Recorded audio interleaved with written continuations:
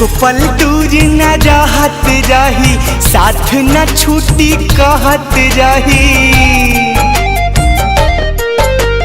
एको पल दूर न रहत रही, साथ न छूटी कहत रही।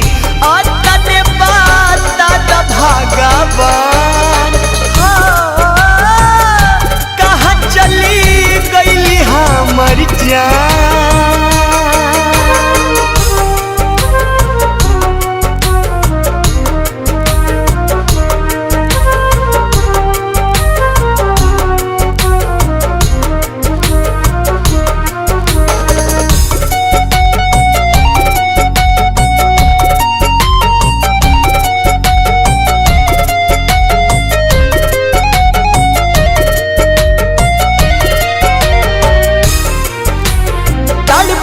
होई है हमारा बिना, गिरत होई आँखिया से पानी।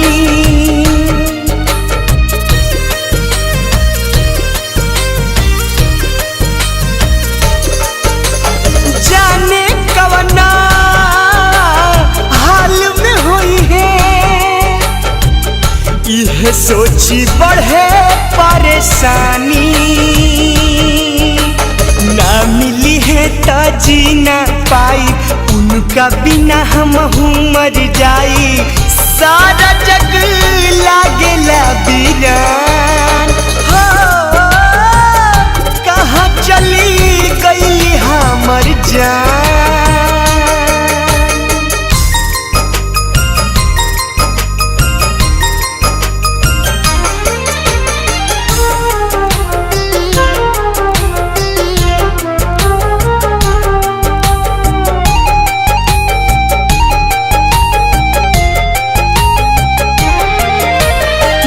बन खोजनी ताल तलैया, कतही नयली नजरिया।